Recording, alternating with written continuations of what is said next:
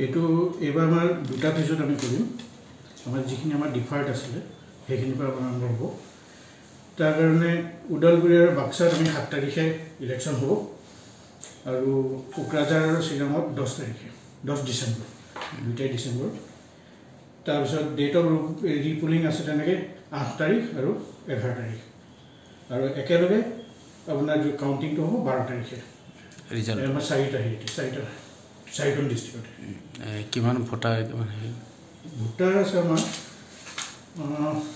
total আছে 23,82,036 polling station আমাৰ 3146 candidate total candidate আমাৰ বৰ্তমান আছে 241 এইখিনি আছে আমাৰ অলৰেডি আগতে যিহেতু আমাৰ মাৰ্চতে আমাৰ এইখিনি আৰম্ভ হৈছিল তাৰপিছত ডিফাৰ কৰিলে গতিকে বৰ্তমান আকৌ নতুনকৈ এইটো কৰি থকা হৈছে আৰু কোভিডৰ কাৰণে কিবা বিশেষ কাৰণে আমাৰ আছে আমি এক্সট্ৰা প্ৰিকশ্যন ল'বলৈ দিয়া হৈছে তেনেকৈ আপোনাৰ থাৰ্মেল যিটো আমাৰ হেৰি কৰে সেইটো দিয়া হৈছে তাৰপিছত হাত চাত ধোৱাৰ কাৰণে চেনিটাইজেশ্যনৰ কাৰণে এইখিনি দিয়া হৈছে এতিয়া যিহেতু ইলেকশ্যন গতিকে সকলোৱে শান্তিপূৰ্ণভাৱেৰে গণতান্ত্ৰিক প্ৰমূল্যবোধৰ মাজেৰে ইলেকশ্যন এটা কৰাটো আমি সকলোৱে ইচ্ছা কৰোঁ